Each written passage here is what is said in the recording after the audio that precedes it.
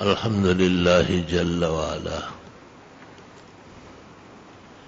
وصلى الله وسلم على رسوله المصطفى ونبيه المجتبى وامينه على وحي السماء وعلى آله النجبى وأصحابه الأتقياء أفضل الخلائق بعد الأنبياء، ومن بهديهم اقتدى وبآثارهم اقتفى من المفسرين والمحدثين والفقهاء إلى يوم الجزاء. أما بعد، فأعوذ بالله من الشيطان الرجيم. بسم الله الرحمن الرحيم. وقدمنا إلى ما عملوا من عمل فجعلناه هباء منثورا. أصحاب الجنة يومئذ خير مستقرا وأحسن مقيلا. ويوم تشقق السماء بالغمام ونزل الملائكة تنزيلا. الملك يومئذ الحق للرحمن وكان يوما على الكافرين عسيرا. ويوم يعض الظالم على يديه يقول يا ليتني اتخذت مع الرسول سبيلا. يا ويلتى ليتني لم اتخذ فلانا خليلا. لقد أضلني عن الذكر بعد إذ جاءني وكان الشيطان للإنسان خذولا. وقال الرسول يا رب إن قوم اتخذوا هذا القرآن مهجورا. وكذلك جعلنا لكل نبي عدوا من المجرمين وكفى بربك هاديا ونصيرا. وقال الذين كفروا لولا نزل عليه القرآن جملة واحدة كذلك لنثبت به فؤادك ورتلناه ترتيلا. ولا يأتونك بمثل إلا جئناك بالحق وأحسن تفسيرا. الذين يحشرون على وجوههم إلى جهنم أولئك شر مكانا وأضل سبيلا.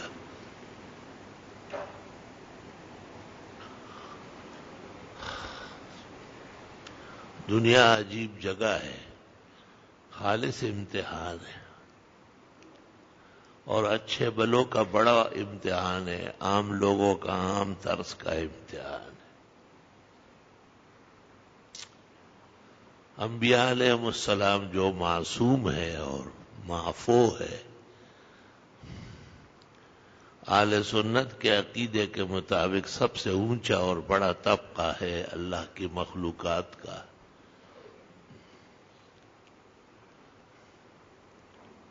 وہ کہتے ہیں نحن معاشر الانبیاء اشد بلاء، ہم پیغمبر لوگ زیادہ آزمائش میں رہتے ہیں۔ ثم الامثل فالامثل، پھر جو ہمارے قریب اور ان کے قریب۔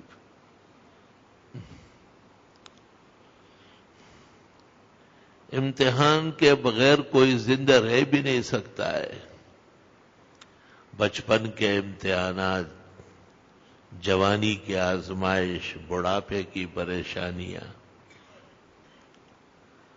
مال اور دولت کی فراوانی کا امتحان، پیسے اور دنیا کے نہ ہونے کی پریشانی و صدمے۔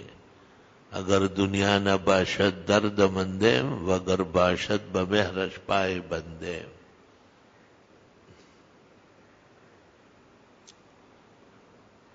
دنیا نہیں ہے تو اور پریشانی، اور ہے تو اور عذاب ہے۔ انما اموالکم واولادکم فتنہ، مال اور اولاد بھی ایک آزمائش ہے۔ فتنے کا مطلب یہ ہوتا ہے کہ آپ ہٹا نہیں سکتے اسے۔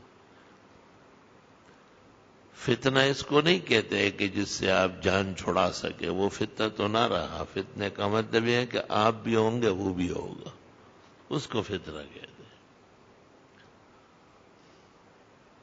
مال کوئی ہٹا نہیں سکتا ہے، مال رہے گا۔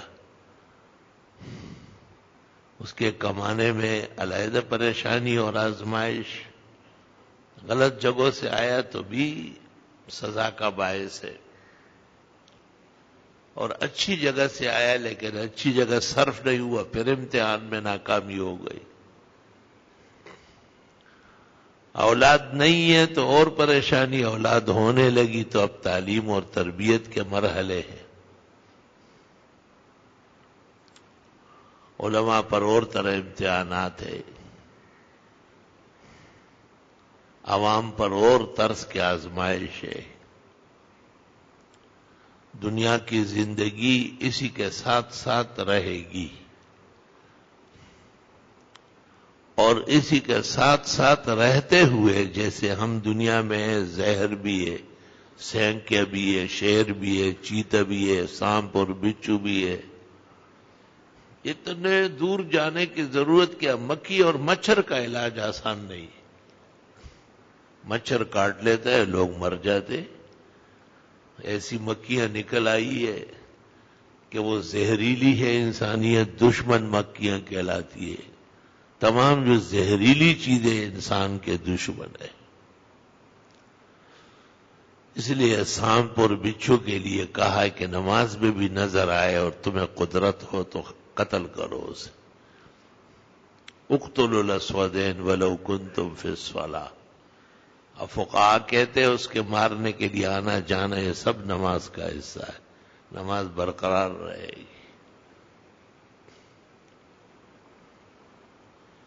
کچھ چیزیں ایسی ہیں کہ جن میں شریعت نے ایک خاص قسم کا اعتدال رکھا ہے، اگر اس اعتدال کے ساتھ آدمی مال کمائے، اولاد کی تربیت کرے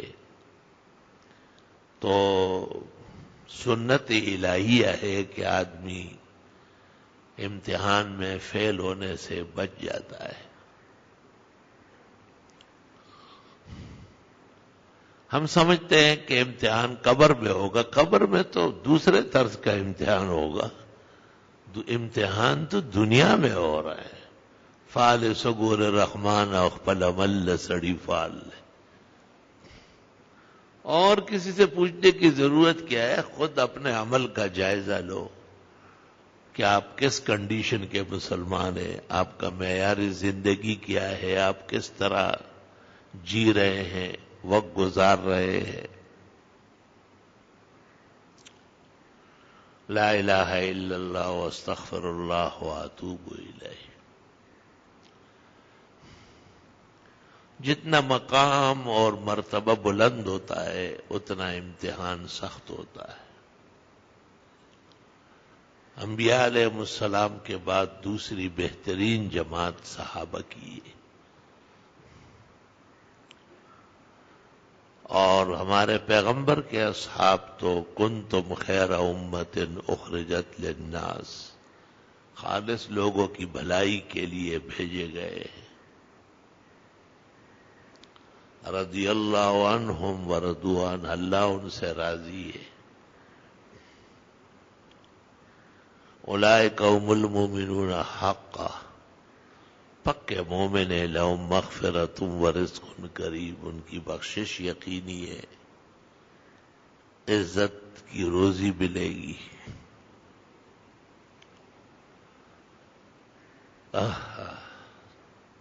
ان الذين آمنوا وعملوا الصالحات كانت لهم جنات الفردوس نزلا،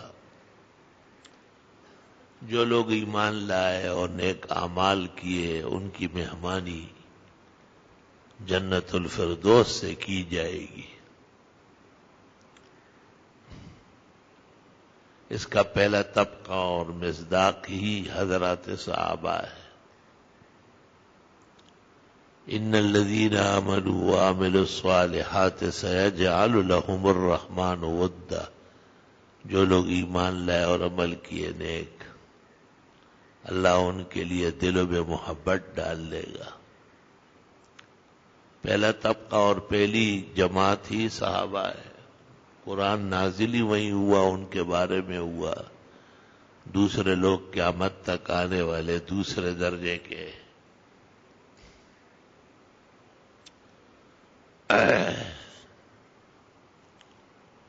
لیکن صحابہ کو ایک موقع پر پیغمبر کہتے ہیں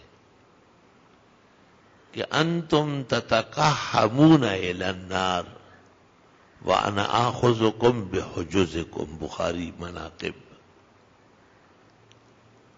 تم تو زور لگا کے دوزخ جانا چاہتے ہو، میں تمہیں پیچھے سے پکڑ پکڑ کے کھینچ رہا ہوں، بچا رہا ہوں۔ اس سے اندازہ لگایا جائے کہ امتحان کتنا سخت ہے۔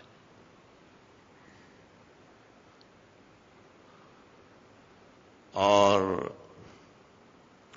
آپ نے فرمایا کہ تم ایسے دور میں ہو کہ اگر دین کے 10 حصوں میں سے 9 پر عمل کرو اور ایک چھوڑو لضلل، تم بہک جاؤ گے، نقصان اٹھاؤ گے۔ اور ایسا زمانہ آئے گا کہ لوگ ایک حصے پر عمل کریں گے اور وہ بچیں گے، 9 حصے ختم ہو چکے ہوں گے، ایک حصہ ہی باقی ہوگا۔ ہمارے دور میں دیکھیں نا، عدالت غیر اسلامی، انتظام غیر اسلامی، ملک کا نظم و ضبط غیر اسلامی، لوگوں کے ساتھ بودوباش غیر اسلامی، باقی کیا ہے؟ صرف مسجد ہے یا دینی مدرسے یا ذکر و فکر کی جگہ۔ یہی مسجد کے مسلمان جب باہر نکلتے ہیں تو جو بہت اچھا والا مسلم ہوتا ہے تو پانچے نیچے کر لیتا ہے۔ وہ پانچے نیچے کرنا بازار میں جائز ہے کیا؟ وہ جو پیغمبر کہتے کہ 3 آدمیوں کی نہ مغفرت ہوگی، نہ خدا ان کو نظر رحمت سے دیکھے گا، نہ ان کو پاک ہونے دے گا، ان میں ایک وہ بھی تو ہے جو مسبل الازار ہو، جس کے پانچے ٹخنے سے نیچے اور مرد ہو۔ یہ نماز کا مسئلہ تھوڑا ہی ہے، یہ تو باہر کا مسئلہ ہے، نماز کا ذکر اس میں کہاں ہے؟ اور دوسرے کا ذکر جو ہے والمنفق صلته بالیمین الکذب، جھوٹی قسمیں کھا کے سامان بیچتا ہے، خرید و فروخت کرتا ہے، یہ کوئی مسجد کا مسئلہ ہے؟ یہ بھی بازار کا مسئلہ ہے۔ اور تیسرا المنان، احسان جتلانے والا، یہ بھی باہر معاشرے کا ایک بری عادت ہے۔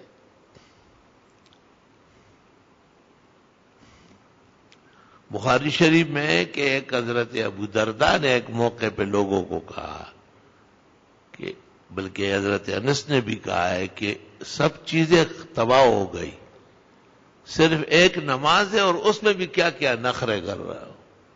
سر دیکھو تو ننگا ہے، آستین دیکھو تو آدھے ہیں، کونیاں کھلی ہوئی ہے، جیسے بس ہیلی کاپٹر سے تیز اڑنے والا ہے، پانچے ہیں تو عورتوں کی طرح نیچے جا رہے ہیں، چہرہ ہے تو بالکل صاف کیا ہوا ہے، گھر والی میں اور اس میں کوئی فرق نہیں ہے۔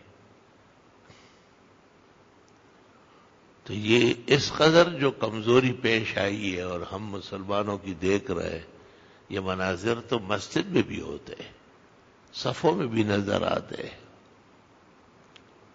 صفوں کو قابو کرنا مولویوں کا کام نہیں ہے، وہ تو خالی بس اٹھک بیٹھک کرنے والے ہیں، ان کو کچھ پتہ نہیں کہ پیچھے ننگے سر کیوں کھڑا ہے، پوچھ نہیں سکتا ہے، نہ کہہ سکتا ہے کہ بھئی پانچے اوپر کر لو، نہ یہ پوچھ سکتا ہے کہ تیری داڑھی نہیں ہے، تیرا پہلا صف میں کیا کام ہے۔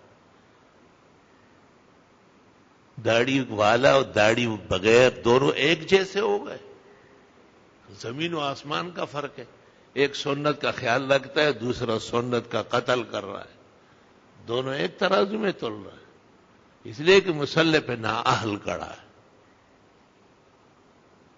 وہ خود سنت چھوڑ چکا ہے، اس کے سر پہ یا ٹوپی ہوگی جالی والی یا کوئی ٹیڑھی ٹوپی ہوگی، اس کو خود سر پہ پگڑی باندھنے کی سنت سے محروم ہو چکا ہے۔ ہمیں بھی خیال کرنا ہے اور بھائی لوگوں کو بھی اپنی کمی کوتاہی کا بہت خیال کرنا ہے۔ دنیا آزمائش کی جگہ ہے، ہم سب امتحان سے گزر رہے ہیں۔ مولانا نے سرحد میں بہت بڑا اجتماع لگایا ہے تاکہ لوگ خوش ہو جائے اور دین پر آ جائے اور ان کو ووٹ دے، اچھی بات ہے۔ امام کعبہ کو لے آئے. امام کعبہ کو مشرف بھی لایا تھا لال مسجد والوں کے خلاف، لیکن جتنی کو تھی وہ تھی آن کلو تھی. امام کعبہ تو مہمان ہے، محترم ہے، پورے جہان کے مسلمانوں کا واجب التکریم شخصیت ہے. استاد محترم محدث العالم شارح البخاری و ترمذی حضرت مولانا محمد یوسف صاحب بنوری فرماتے تھے کہ مسجد نبوی کا امام یا کعبے کا امام پوری دنیا کے مسلمانوں کے امام ہے. سب مسلمانان عالم پر ان کا اتباع فرض ہے، اور یقیناً ان کا احترام کعبے کا احترام ہے. ان کا احترام مسجد نبوی کا احترام ہے. مسجد نبوی کا احترام پیغمبر کی وجہ سے ہے کہ حضرت کی مسجد ہے صلی اللہ علیہ وسلم. مسلمان ایسے موقع پر بڑا احترام کرتے ہیں. ذوالفقار علی بھٹو نے بھی اپنے زمانے میں کعبے کے امام کو بلایا تھا، مدینے کے امام کو ہی بلایا تھا، نیشنل اسٹیڈیم میں نماز پڑھوائی جمعے کی.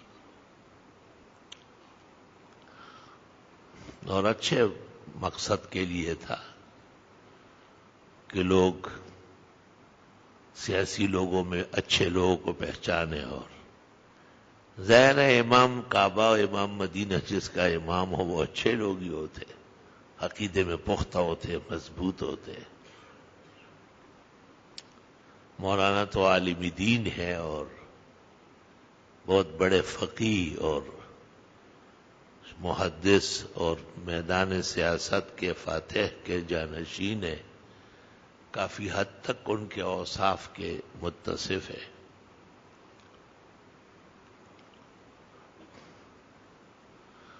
مسئلہ یہ نہیں ہے، مسئلہ یہ کہ اب ہمیں کرنا کیا ہے. امام کعبہ کے ہوتے ہوئے اور اتنے بڑے زاخیل کے اجتماع کو لگا کے سرحد کے مسلمانوں کو اور پوری دنیا کے مسلمانوں کو، پاکستان کے مسلمانوں کو پیغام کیا دینا ہے. سب سے بڑی بات یہ کہ ایک پروگرام کا ایجنڈا طے شدہ ہو.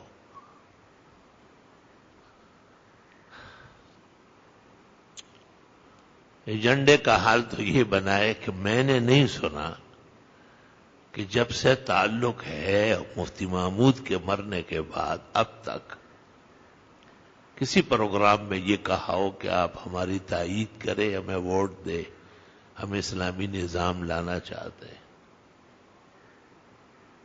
سب سے بڑا جو مقصد تھا جمعیت علماء اسلام کا وہ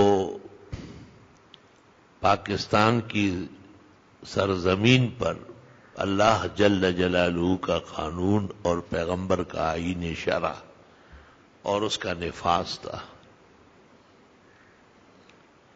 کیونکہ پاکستان بنا اس مقصد کے لیے. پاکستان کا مطلب کیا؟ لا الہ الا اللہ. بدقسمتی سے محمد علی جناح کو وقت کم ملا، وہ بیمار تو تھا ہی. 47 میں پاکستان آزاد ہوا، 48 میں وہ انتقال کر گیا. لیاقت علی خان بات سمجھتا تھا لیکن اس کو مار دیا گیا پنڈی کے بڑے جلسے میں. عبدالرب نشتر اور دوسرے لوگوں میں پھر اس قدر پختگی نہیں تھی. مولانا شبیر احمد عثمانی اور ان کے رفقا اسی ارمان میں دنیا سے تشریف لے گئے، اور وہ خواب جو ایک سرزمین کے لیے اسلامیات کی احیاء اور نشاط کا دیکھا جاتا تھا وہ شرمندہ تعبیر نہ ہوا.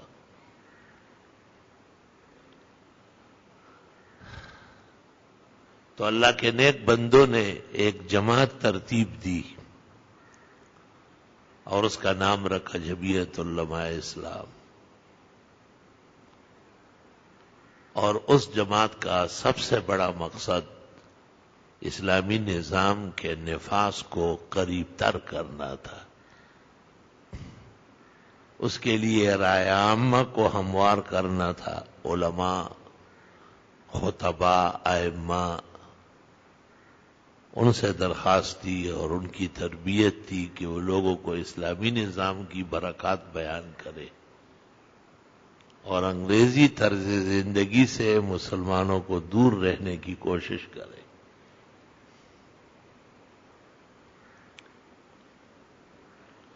حضرت مولانا احمد علی لاہوری، حافظ الحدیث مولانا عبداللہ درخواستی، بطل حریت مولانا غلام غوث ہزاروی اور فقیہ الامہ مولانا مفتی محمود اور ان کے رفقا اسی اذان کے مؤذن تھے اور اسی نظام کے منتظم تھے اور اسی للکار کو آگے بڑھا رہے تھے. زمانے نے ساتھ نہیں دیا یا حالات سازگار نہیں ہوئے. جس طرح چاہیے تھا اتنے کامیابی نہیں ہوئی، لیکن علماء پیدا ہوئے، مدرسے قائم ہوئے، نیک دل خدا ترس لوگ پیدا ہوئے، حلال و حرام سمجھنے لگے. بڑے پیمانے پر لوگوں میں دینی تبدیلی آ گئی. یہ ان بزرگوں کا اخلاص تھا اور ان کے مبارک قدم تھے اور ان کے پر اخلاص دعوت تھی.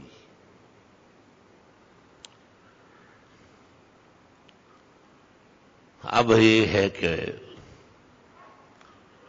سیاسی زعماء کبھی سیاست میں لڑتے بھی ہیں.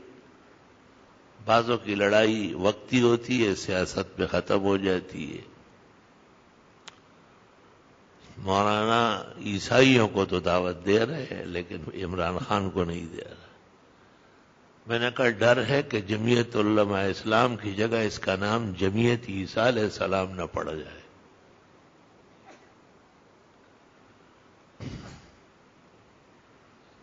وہ لوگ جو مذہب میں ہم سے علیحدہ ہیں،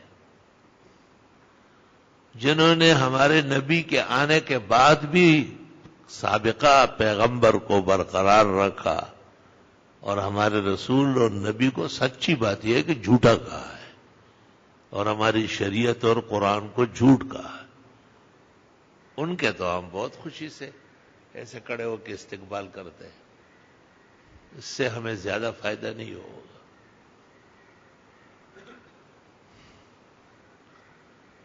جمعیت العلماء اسلام جس طرز کی دینی اور اسلامی جماعت ہے، اس کا تقاضا یہ کہ اگر کوئی ہندو یاتری یا سکھ پیارا یا کوئی گوتھڑا یا یہودی یا عیسائی اس کے ساتھ یکجہتی کا برتاؤ کرے تو ہم قبول کریں گے کہ ایک انسان کی حیثیت سے آپ ہماری جماعت کو انسانیت کے لیے مفید سمجھتے ہیں، ہم آپ کے اس جذبے کا احترام کرتے ہیں.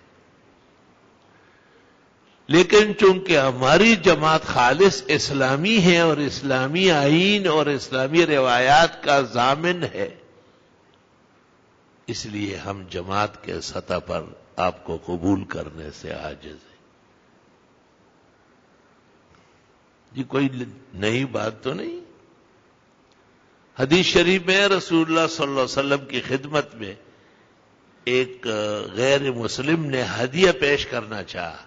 آپ نے کہا لا آخذ زبد المشرک، میں مشرکین کے مکھن قبول نہیں کرتا، فائدے نہیں لیتا ہوں.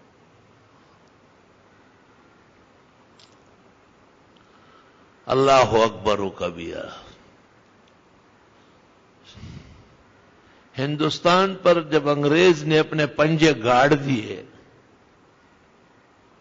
اور اس نے محسوس کیا کہ چونکہ اسلامی حکومت مسلمانوں کی تھی جس کا ہندوستان پر بڑا احسان اور امتنان ہے،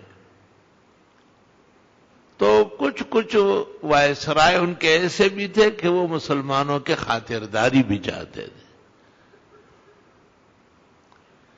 ایک وائسرائے نے دارالعلوم دیوبند کو کہا کہ ہم آنا چاہتے ہیں، کیونکہ ہندوستان کے مسلمانوں کے حق میں یہ بہت مفید دارالعلوم ہے، ان کو اپنا سبق یاد دلاتا ہے اور انہیں اپنے اللہ سے جوڑتا ہے اور انہیں عدل، انصاف، صداقت، امانت، طہارت، عفت، پاک دامنی اور اچھی صفات کی تعلیم دیتا ہے۔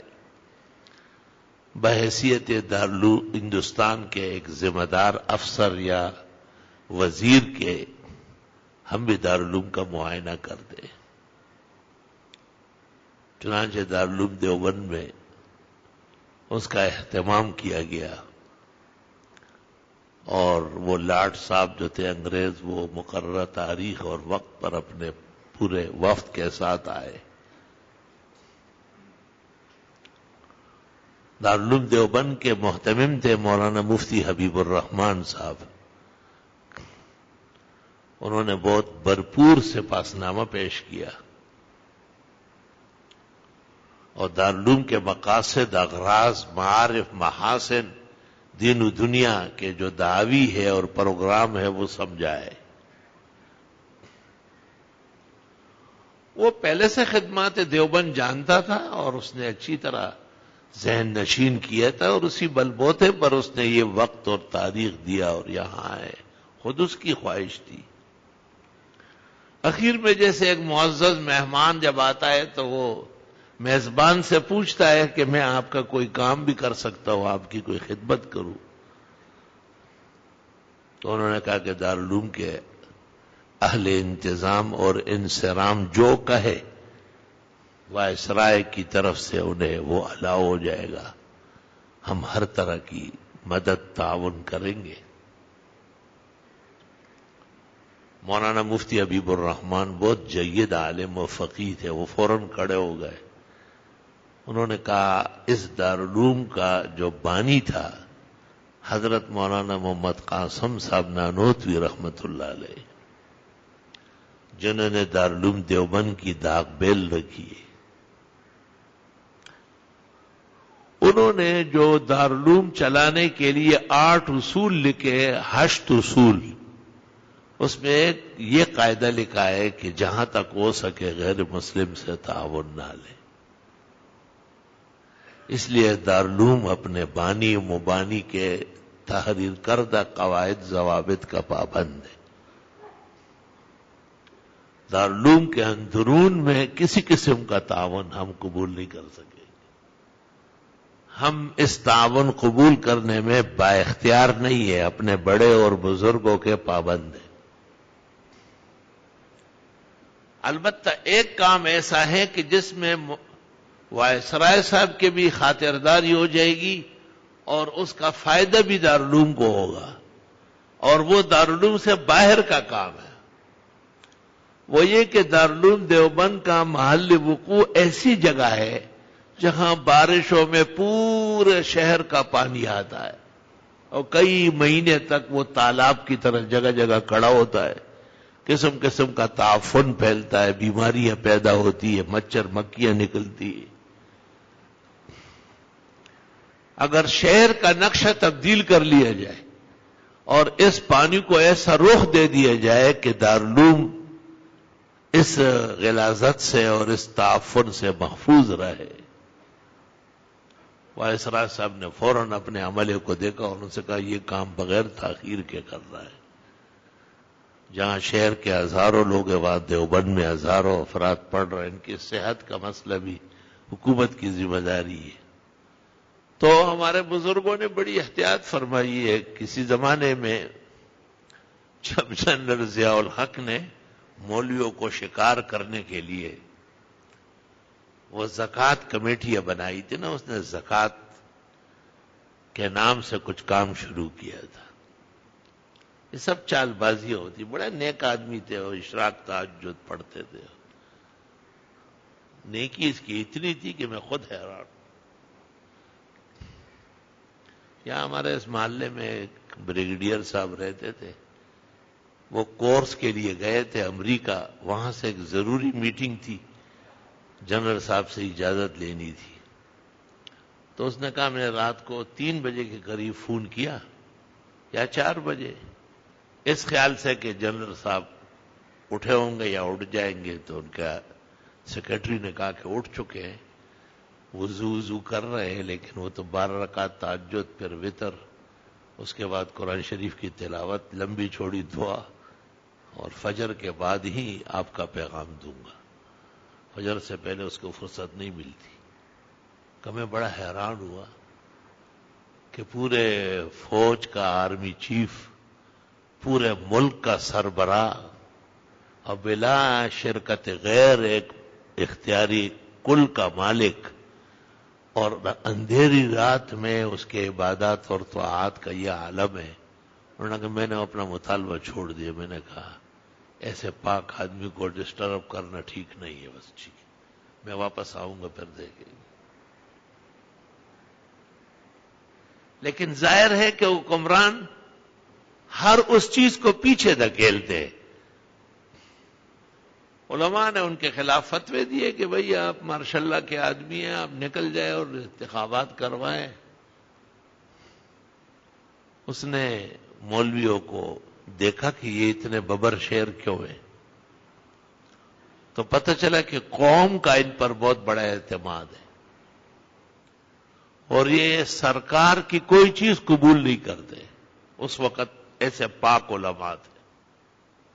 تو جنرل صاحب نے کہا لوگ ان کا تعاون کس چیز سے کرتے ہیں؟ کہا زکوٰۃ سے کرتے ہیں۔ کہا زکوٰۃ ہم لے لیتے ہیں، بینکوں سے کاٹ دیتے ہیں۔ جب لوگوں کی زکوٰۃ چلی جائے گی تو وہ مولوی کمزور ہو جائیں گے اور خود بھی پھر ہم سے مانگیں گے۔ ان کو پتہ نہیں تھا کہ انہوں نے کتنا پکا سبق پڑھا ہے۔ وہ سب آپ کے سامنے، وہ لوگ سب زندہ ہیں، ان میں اکثر حضرات جو میری بات سن رہے ہیں پوری طرح سمجھ رہے ہیں۔ زکوٰۃ کمیٹیاں بنی، زکوٰۃ لوگوں سے اب بھی بینکوں میں کٹ رہی ہے اسی اصول کے مطابق، لیکن اس زمانے کے بڑے علماء نے، جن میں مولانا مفتی محمود صاحب تھے، انہوں نے فتویٰ دیا ہے کہ یہ زکوٰۃ نہیں ہوتی، کیونکہ لوگوں کو پتہ ہی نہیں ہوتا، اور زکوٰۃ عبادت محضہ ہے، جیسے ہم نماز کے لیے نیت کرتے تو ہوتی ہے، ویسے کوئی آئے اوپر نیچے ہوا اس کی نماز نہیں ہوئی۔ اس طرح کسی کی رقم کسی نے چھین لی، اس نے نیت کر لی، اس طرح تھوڑا زکوٰۃ ہوتی ہے۔ زکوٰۃ کے ارادے سے علیحدہ کرنا ہے، زکوٰۃ کے ارادے سے دینا ہے۔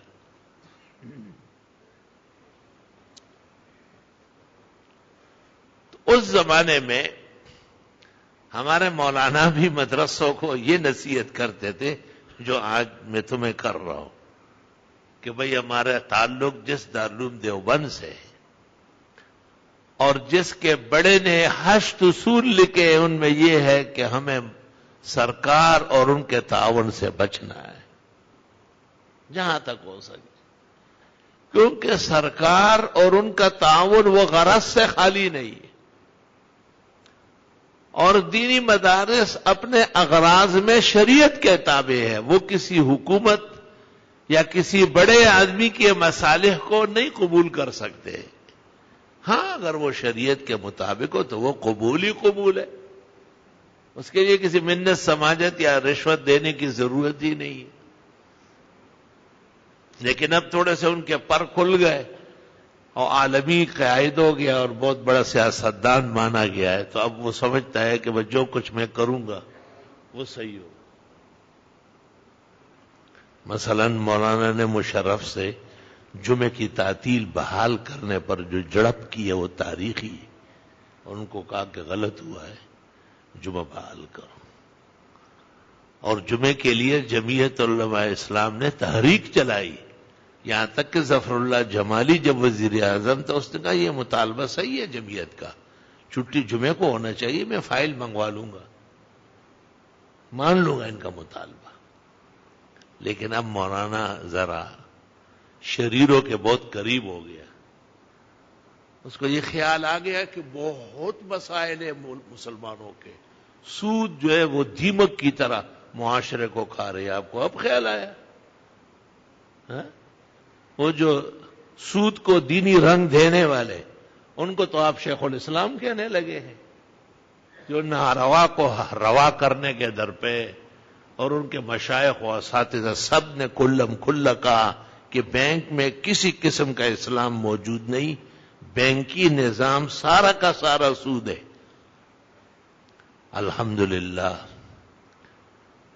احسن العلوم سے برسر عام اس عاجز اور فقیر کا اعلان ہے کہ نام نہاد اسلامی بینکاری اسلام کے لیے سخت شرم کا باعث ہے، اس میں 1% بھی اسلام نہیں۔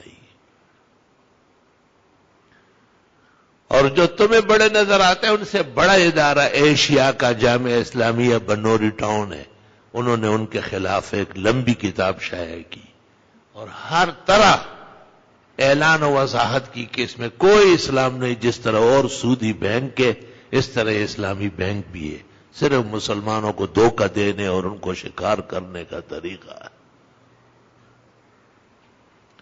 ہمارے ہاں سے نام نہاد اسلامی بینکاری فتاوی و تحقیقات و تحریرات کے آئینے میں اتنی موٹی 775 صفحے کی کتاب شائع ہے۔ ہم تو اس مرض کا علاج پہلے سے کر رہے ہیں، اور وہ کون سا خطاب ہے، کون سا پنڈال ہے جس میں یہ عاجز اور فقیر نہ کہے کہ اسلامی بینکاری خالص لفظ، دھوکہ، خداع، مکر اور مسلمانوں کے ایمان و عقائد لوٹنے کے مترادف، اس میں کوئی اسلام موجود نہیں ہے۔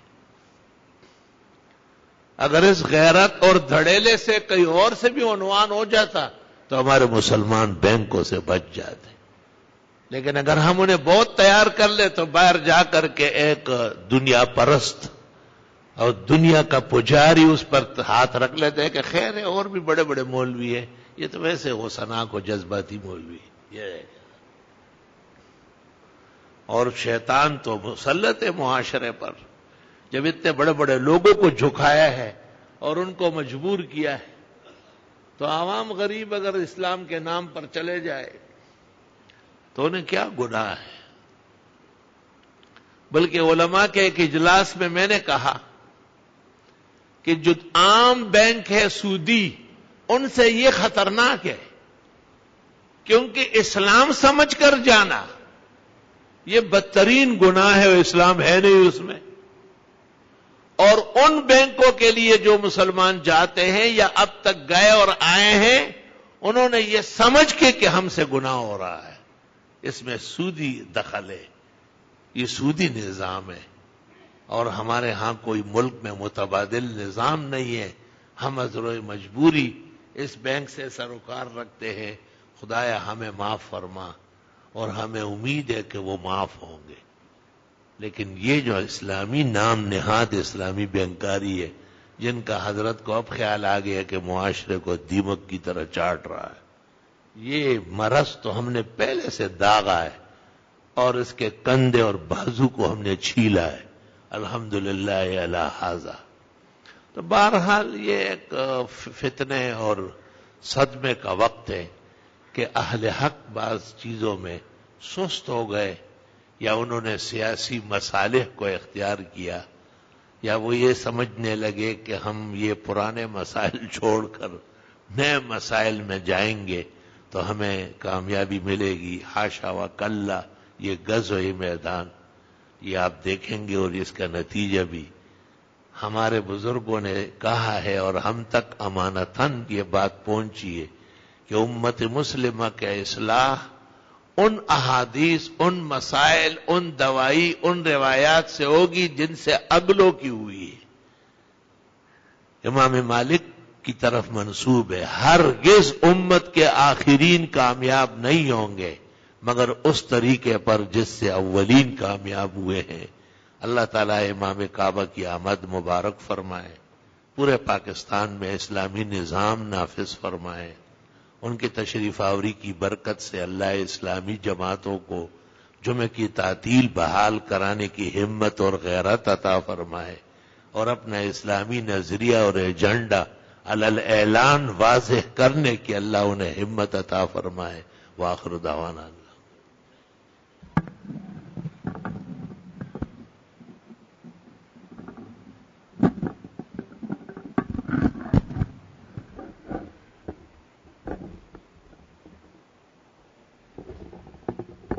بسم اللہ الرحمن الرحیم۔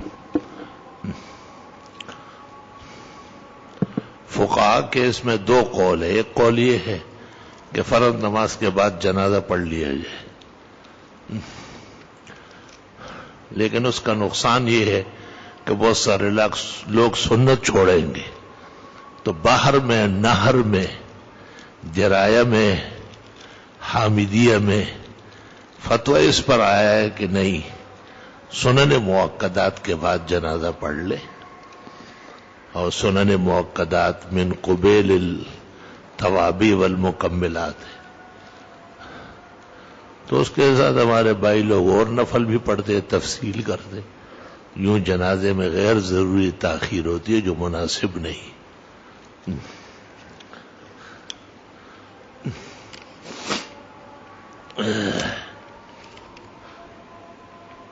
اللہ آپ کے علم اور صحت عمر تک باب برکت دے اور آپ کو فتنے سے بچائے، جبکہ تمام علماء تصویر کے معاملے میں نرم ہو چکے. ایک آپ اور ایک حکیم اختر کے ادارے ہیں جو ہم نے اس میں بھی منفرد پائے. باقی دنیاوی علم کی یونیورسٹی پڑھتے ہوئے ہم نے تصویر سے توبہ کی. حال ہی میں آپ کے اس مبارک مدرسے میں آپ کے منع کرنے کے باوجود ختم بخاری میں طلبہ تصاویر بنا رہے تھے. بہرحال یہ ایک بدترین عمل ہے. آپ تو ختم بخاری کہہ رہے ہیں، مولانا کی آمد پر بھی میں نے اجازت نہیں دی. حالانکہ سیاسی لوگ کہتے ہیں کہ ہماری تو سیاستی تصویر ہے. آج بھی وہ امام کعبہ کے آگے آگے ہو رہے ہیں اور تصویریں بنوا رہے ہیں. تو بہرحال آپ کو اس سلسلے میں قرآن شریف پڑھنا پڑے گا. قرآن کریم سورہ بقرہ کے دوسرے رکوع میں اللہ کہتے ہیں وَمِنَ النَّاسِ مَن يَقُولُ آمَنَّا بِاللَّهِ وَبِالْيَوْمِ الْآخِرِ وَمَا هُمْ بِمُؤْمِنِينَ. دوسرا رکوع ہے اور اللہ کہتے ہیں کچھ لوگ ایمان کا دعویٰ کرتے ہیں پکے بے ایمان ہے، یہ مسلمان ہے ہی نہیں، دھوکے باز جھوٹے. تو وہ طلباء جو بخاری کے ختم میں یا ویسے بغیر ضرورت کے تصویر بناتے، وہ وہی لوگ ہیں جن کا مذمت اللہ نے سورہ بقرہ دوسرے رکوع میں کیا ہے. وہ نہ بخاری والے، نہ مدرسے والے، نہ میرے، نہ آپ کے، وہ شیطان کی ذریت ہے. اللہ تعالیٰ آپ کو لازوال صحت دے. حضرت آپ اتوار کی اتنی مذمت کرتے، اتوار کے دینی پروگرام کی بھی، جبکہ شہر شاہ میں ایک ادارے میں ختم بخاری آپ کے درس کے ساتھ، میں وہاں نہیں جاؤں گا. میں نے منع کیا ہے. لا حاصل کوشش انہوں نے کی. ہرگز میرا وہاں کوئی ارادہ نہیں جانے کا. میرے نہ جانے کے لیے یہی کافی ہے کہ انہوں نے اتوار کو رکھا ہے.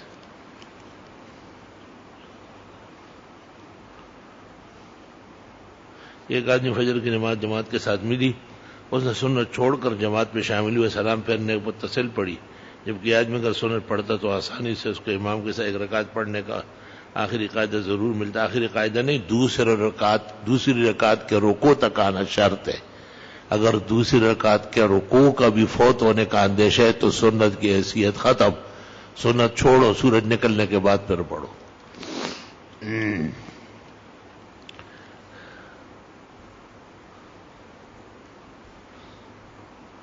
لکھا ہے قرآن پاک کی تلاوت کر رہے ہوتے ہیں، یہاں کرسیوں والے حضرات کرسیوں پر بیٹھ جاتے، ہم تلاوت کر رہے ہوتے. کیا یہ بے ادبی نہیں ہے؟ یار وہ معذور لوگ ہیں، ان کے لیے کیا بے ادبی ہے؟ وہ نیچے بیٹھ ہی نہیں سکتے. اللہ نے ان کو معاف کیا ہے، تم کیوں معاف نہیں کرتے؟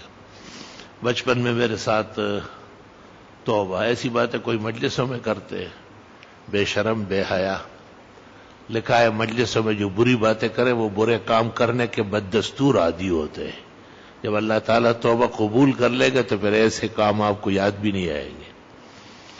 اگر وتر قضا ہو جائے تو کتنے دن تک پڑھ سکتے ہیں؟ جب تک مرے نہیں ہو پڑھنا ضروری ہے، ورنہ ایک نماز کے برابر فدیہ دینا واجب ہے مرتے دم تک. بعض علاقوں میں تراویح پڑھانے والے حافظ کو صدقۃ الفطر جو بھی ہے تعاون کرنا چاہیے. موبائل کی تصویر پر یہ فتویٰ دیا گیا کہ یہ جائز حرام نہ جائز ہے. فتویٰ دینے والے جھوٹے. اللہ آپ کی عمر میں برکت دے اور عافیت کے ساتھ صحت تندرستی دے، آمین. میں بہت زیادہ قرض دار ہو گیا ہوں جس کی وجہ سے مسجد میں کاروبار کی جگہ پر جانا مشکل ہے. استغفار کی کثرت کرو. الحمدللہ رب العالمین. اللہم صلی وسلم علی النبی وعلی آلہ واصحابہ وبارک وسلم علیہ. یہ جو میت کا جنازہ پڑھا گیا اللہ ان کی بھی بخشش فرمائے اور ان کے پسماندگان کو صبر و اجر عطا فرمائے. مجلس حاضر کے آداب اللہ نصیب فرمائے، شان کے مطابق اور مجلس کو دیکھ کر کے سوال کیا جائے بے موقع، اور ایسے سوالات جن سے اشاعت فاحشہ ہو، ممانعت آئی ہے، احتیاط فرمائی جائے. اللہ تعالیٰ بیماروں کو صحت دے، مسلمان مرحومین کی مغفرت فرمائے، علماء اور اولیاء کا فیضان بڑھائے اور انہیں ہر قسم کے منکر کے مقابلے میں سد سکندری بننے کی توفیق عطا فرمائے. صلی اللہ علیہ وسلم.